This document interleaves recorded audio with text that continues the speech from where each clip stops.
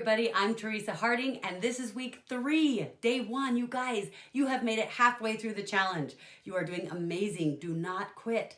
And can you believe it's only been 2 weeks? Look at what you've accomplished in just 2 weeks. The skills that you've already gotten better at. You're up-leveling at all the things that you are needing to work on. And you've sampled a whole bunch of people. You're starting to have your classes this week. You guys, you are going to see major changes by the end of the month. There are going to be things that used to feel like they were outside of your comfort zone, and now they won't feel like they're outside of your comfort zone, or you'll be a lot more comfortable doing it. And you'll start to find that you start just doing it naturally, and your business will start to grow more, even when you're not pushing as hard as we have been for this 30-day challenge. Okay, so today, your mission, should you choose to accept it, is you are going to learn about enrollership and who should get the enrollership. And then we're also going to make sure that you understand where to place the new people on your team, because you're going to start having some people enroll this week. Now, the first thing you need to understand is what is enrollership. And I need you to understand the difference between enrollership and sponsor. So when somebody enrolls in doTERRA, there are 2 separate things that the computer asks for. It wants to know who is the enroller of this person and who is the sponsor. So a lot of people get these 2 mixed up. Let me help you understand what they are. The enroller should be the person who introduced them to doTERRA. I don't care if it's the person who invited them to the class. I don't care if it's the person who's been helping them with the oils. If you are the one who invited them to the class, then you would be the enroller. Even if it's like you're doing a class for your friend, and this is your friend's class, you're going to be putting these people underneath your friend, and even if this is a person who is friends with you and the friend who's hosting the class, you invited them to the class, you would be the enroller, okay? But same also holds true on the other side of things. Even if you are the one who's teaching the class and you're doing all the work, if the hostess is the one who invited that person to the class, then what needs to happen is they would be listed as the enroller. Now, don't worry, don't balk at this just yet. For those of you who've been in doTERRA for a while and you understand why that might be a hard thing to hear, then I'm going to explain that to you in just a minute. And so for those of you who are new, this is going to be brilliant for you to know right from the beginning. Not because I'm brilliant, but because like I say all the time, I've made so many stupid mistakes that I have learned how to do this, and I am trying to protect you. I'm trying to save you from making the same mistakes. Okay, so don't worry. I'm going to show you a way out of the concerns that those of you might have who are a little more experienced. Okay, so that's the enroller, and I'll go into that a little bit more in a minute. But the sponsor is simply where you want to put this person, who they go underneath, who they go directly underneath. So it's simply telling the computer, if I'm signing up Sarah, then it tells the computer where exactly I want Sarah to go on my team. I could be putting Sarah on my front line. I could be putting Sarah 5 rows down to help one of my leaders. I could be putting her on my second level. It doesn't matter. The enrollership, if I'm the one who invited her, the enrollership would be mine. My number is what I would put, or my name. And then the sponsor, I put the number or the name, ID number of the person who I'm placing her underneath. So if I have Sam on my front line, and I've already got enough people on my front line, and I've enrolled Sarah, now I want to put Sarah under Sam's team, and I want to put her directly on Sam's front line, then Sam becomes the sponsor. And don't worry, it doesn't take away anything from you. That is how we want to build, okay? So once you know the difference between the sponsor and the enroller, now let me help you understand who gets the enrollership. We talked about it in general. I gave you some basics, but there's another school of thought. There are some people who get all worried about that, and they actually kind of get a little bit frustrated when we talk about this. And they'll say, no, no, no. If you're the one who's doing all the work, you should get the enrollership. They say, if I'm the one who has to come do all the classes, I'm the one who's going to be working with that person, I'm doing all of this stuff, then I should get the enrollership. So I just will take the enrollership. Okay, there is a problem with this, because realize what they're saying. What they're saying is, I have 2 choices. I have only 2 choices. Either I take the enrollership and just keep it, or I just give they get to keep the enrollership and I have to do all the work. Those are not the only 2 options. Now, I want you to realize that number 1, the enrollership is not yours. It is not for you to decide what happens to the enrollership. I have people come to me all the time and they'll say, well, I did this class and my hostess invited all these people and she doesn't want to build the business, or whatever the situation is. I don't care what the situation is. It really does not matter what the situation is. They'll say, so I don't know what I should do with the enrollership. I'm not sure if I should give the enrollership to them or take it for me. And what I help them understand is it's not yours to decide. It was never yours. Take the analogy of a car. If your neighbor has a car that they bought, I don't care if they never use it. I don't care if it sits in the garage all day. It is still not yours to take. You don't get to say, well, they never use it and they don't even look at it. It sits in the car. They wouldn't even know if it's missing. You don't still get to take the car. It's still their car. They invited that person. That person would not be there if it wasn't for them, and they would not be enrolling on your team if it wasn't for them. So how do we solve this problem? It becomes this huge conundrum. Actually, it's not that big of a problem.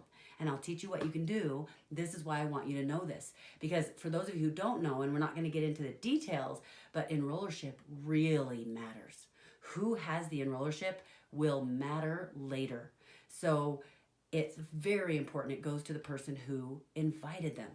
Okay? Now, second thing I want to tell you about this is the option that you have, because you don't just have two options. Either I take the enrollership or I give it to them. You don't have that choice. It's not yours. There's actually a third option in the middle. And by the way, the third option actually allows for lots of different possible equations within there. So I'll show you what that looks like. A third option is if it's really their car or it's their enrollership and I want it and they're not going to use it anyway, what should I do? If it's theirs, I can go talk to them. I go make an arrangement with them. And do you think I could just go say, hey, you're not using your car, so I think I should get it? No. Do you think that a little bit better would be to say, you're not really using your car, so would you mind if I take it? Still, that's not okay. You don't do that. What would you do if it belongs to someone else? You would say, this is the deal. I have a business proposition for you. You have this thing that I value that I would like to use. It's yours, and so I can't just take it, but I have an idea. Let's create a business opportunity that's win-win, whether I trade them for cash or I trade them for work or I make some other kind of arrangement. It doesn't matter what it is. You have so many options, so let me help you understand what that would look like. But first, I want to help you understand why people are so worried about taking the enrollership, and they say, no, it's mine if I have to do all the work. Understand where they're coming from. They're usually coming from a place of resentment and heartache. Honestly, it's probably heartache that turned into resentment, because what happens is they have seen the consequences of not having the enrollership when they're the ones doing all the work, and it is hard, and I have done it, you guys. It's really hard. And so you're going to help people if they want to build, even if they're not my enrollership. I don't have the enrollership. Of course I'm going to help them. But the problem is that as the more you do and you see this person who starts making all this money doing nothing and they won't help, and then you're kind of stuck doing all of this, and it's not even your qualifying leg. So you're basically building for someone else. Well, number one, you shouldn't be building for someone else anyway. And those are some things that we're going to go over in this 30-day challenge so that you'll understand. But all you have to do is go to them and say, hey, I have a business proposition for you. So let's say they said they don't want to build, or they're building, but they just are building kind of slowly. If they have, let's say they have 5 people who signed up at their class, and there's one person who wants to build and they really want to go. So I might go to, let's say my frontline person is Sam. I'm going to go to Sam and say, hey, Sam, I know that you are excited about building doTERRA. I know that you also want to do it part-time. I actually have a business proposition for you, because in our last class that we did, you had these 5 people sign up. Sarah really wants to build. And since she wants to build, I would like to give her all of my time. But the way that I have to run my business is I have 80% of time that I have got to give to the people who are building full-time. Otherwise, my business won't be successful. So I've got to make sure I do that. 20% of my time I get to spend on everything else. So, of course, I will always help Sarah, no matter what. But if, basically, I need to start another leg. So I can either start I have 2 choices, basically. I can either start a new leg and put all my time into that and just help Sarah as much as I can. Or if we make an arrangement where if you can give me Sarah's enrollership, or I don't say give it to me. Say if you transfer Sarah's enrollership to me, she'll still be underneath you. I can spend 80% of my time helping her build her team, and all of that volume you get paid on. And I talk about all of that, and I say right at first, she'll be getting fast starts. The fast starts will go through enrollership. And I don't go into too much detail because it gets confusing for people who don't really care or don't really know. Depends on how much they want to know about it. And so I just briefly help them understand I've got two choices. Either I can start a new leg where I focus my time and then I can do the best I can and help as much as I can on your team, or I can, if Sarah can be my qualifying leg, if you can transfer her enrollership to me, she'd be my qualifying leg. That means I can totally focus on this team, build underneath you, all of that volume, you get paid the unilevel, and that, that would be win-win. But, and I always say this sentence, I actually learned this from Patrick Shedevy, powerful, powerful statement. This is what I tell them. I share with them the win-win situation that I think is awesome, because you guys, we might think it's awesome and they might not think it's awesome. We don't know. We have to find out, and it's their choice. So we shouldn't be mad if they don't want to sell their car. Don't be mad at them. It's their choice. Make them an offer that they can't refuse. But this is what Patrick taught me to say. At the end, you say, but the truth is, this has got to be win-win. It's got to be a win for me, and it's got to be a win for you, or we shouldn't even be doing it.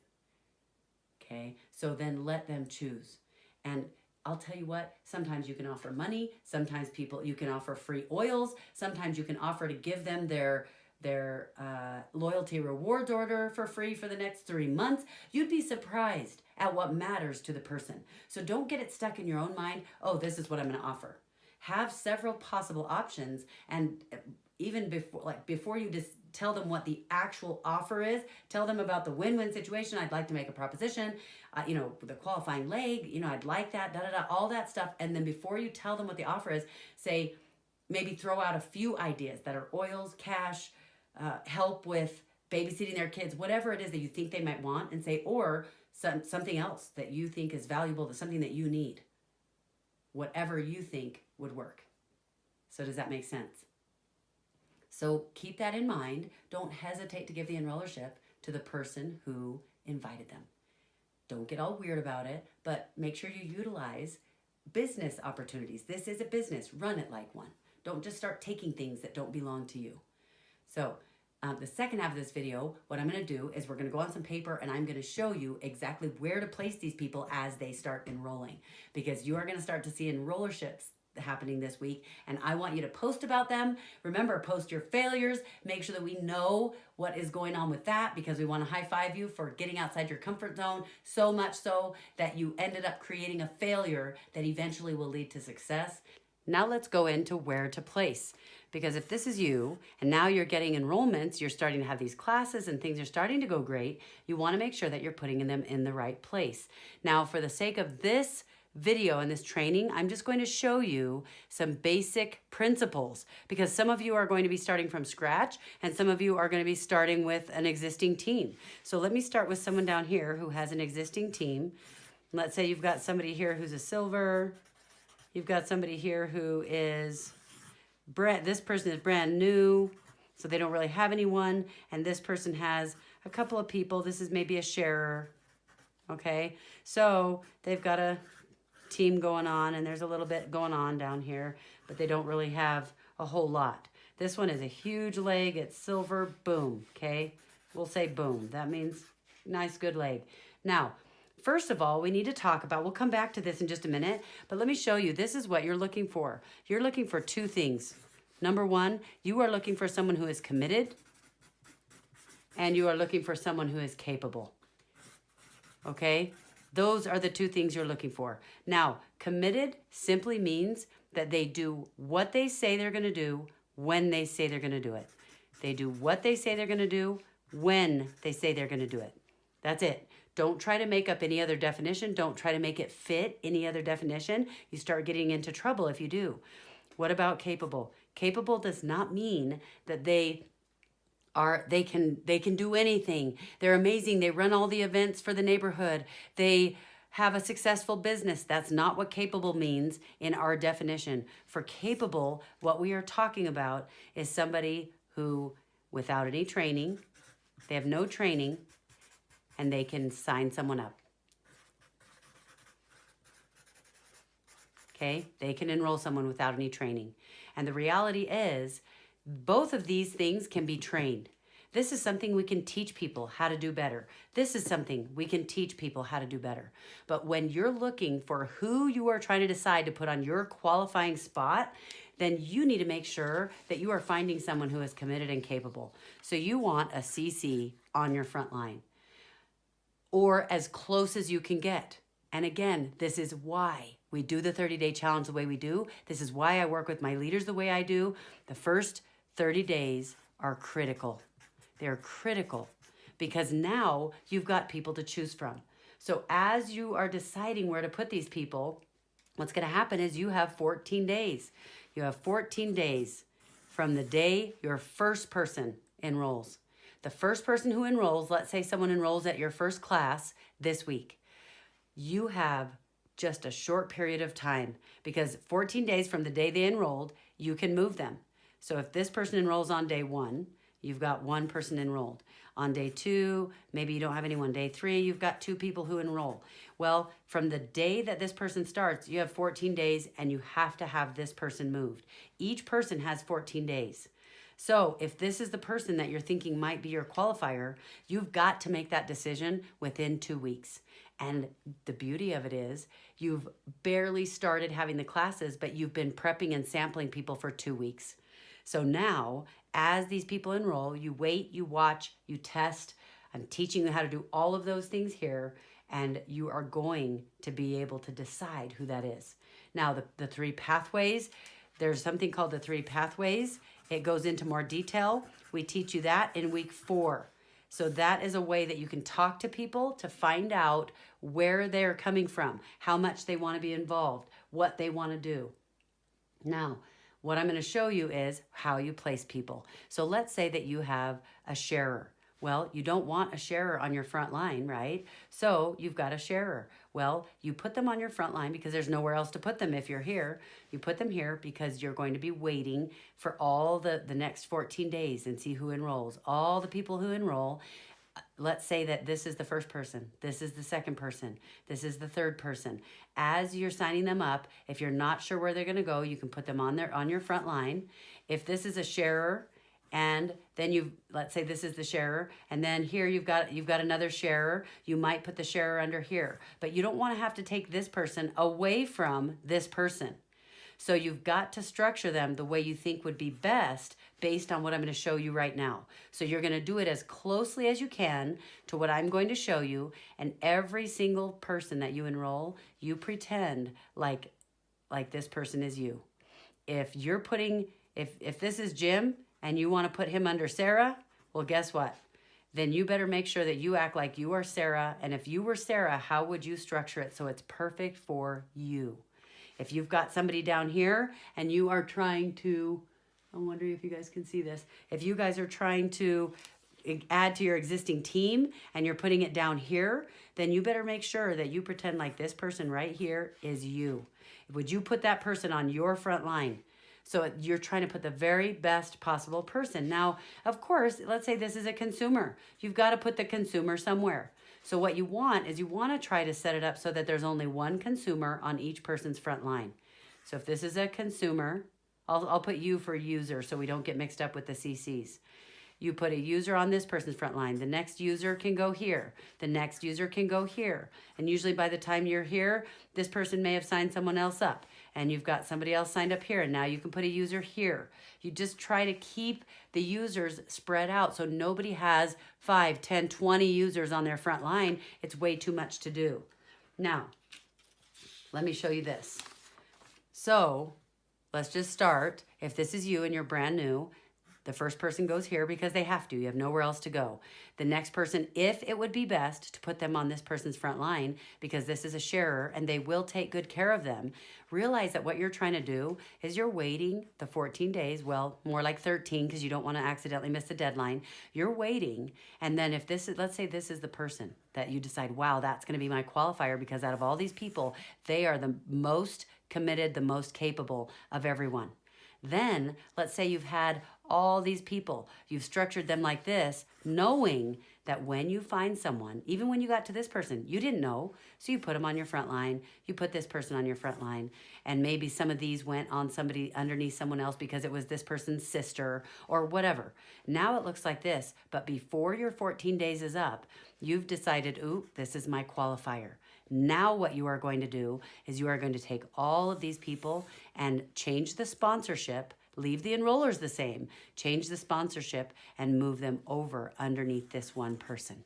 You've got 14 days to make all of these major decisions. And again, that's why we do it this way. And the beauty of it is you had all this time to wait and figure it out and test different people, because maybe this one was a possible. Maybe this one was a possible. But by the time you were done, you're like, you know what? This one's the best. So what I'm going to do now, well, you wouldn't have put a possible under there. The possible would have been on your front line. So this would be the possible. So then what's going to happen is these were obviously the next best, or they wouldn't have been in the running. Now this one will go right here. You'll put this one on that person's front line, and you want to leave this person with them. If you're the enroller of both of these, you could take this person away. But if you're thinking you might take them away, don't put them under someone in the first place, okay? And then this person, you're going to move this one on their front line. And maybe this one will actually go under this one. As you look at the biggest mistakes that you make when you're structuring, look at those mistakes. Don't make those mistakes as you move these people over. So now this person has 2 front line. Maybe now this sharer would go underneath here. So by the time you're done, your whole front line is completely cleaned up. You're ready to go, and you've got one leg that is a qualifier, and they're helping you with all of your team. And you keep trying to obey the guidelines for the structure and for placements. Now, what if you're existing? Honestly, what happens is when you have an existing team, people feel like it's way more complicated because they think, yeah, but I've got all these extenuating circumstances. It doesn't matter. If this was your silver, I don't know if I'll make it exactly the same. This person has a couple, and this person was brand new. If this person is solid and you keep helping them, that's great. Now you've got all these enrollments. You've got 14 days to place them all, right? So are you looking for a new builder? Is this person not doing anything and it keeps falling apart, and that's why there's nothing going on here? Is this person just a sharer and they don't really want to build? Maybe you need to start a new leg. And if that's the case, you're looking for a builder. Either way, even if this person is building but just part-time, then maybe you're still helping this person, but maybe you're trying to help them find another builder. And as you go through, you're looking, is this it? Is this it? Is this it? You're testing them. Oh, this is a possible. This is a possible. Ooh, I really like this one. Oh, this is the one. Then wherever you needed a builder, you're going to put that builder under here. But if you're following the guidelines for the biggest mistakes, which you're going to learn about, make sure that you don't make the mistakes in the choices that you're making. All right. But this helps you get an idea of what you're going to be doing. The best qualifier, if this is the position you're trying to fill, then the best qualifier goes here. And then the next best options, or the next most closely committed and capable people, will maybe go underneath here. Or maybe you also are looking for the next level down here. You start deciding where each of these need to go based on what I'm teaching you this week about placements. So hopefully that will help. Again, remember, you only want one user on each person's front line. So if you've already got an existing team, that makes it easier. Well, if they don't have users, so put a user here. These people are here. If they've already got a user, look for someone else. And remember, you're going to have a conversation with them when you place those people underneath them. And I teach you that. You'll learn how to do that this week as well. So you guys have a great day. Good luck with what you're working on, and good luck with your placements. But really think it through. Make solid decisions so that you don't run into problems later because you didn't think it through right now.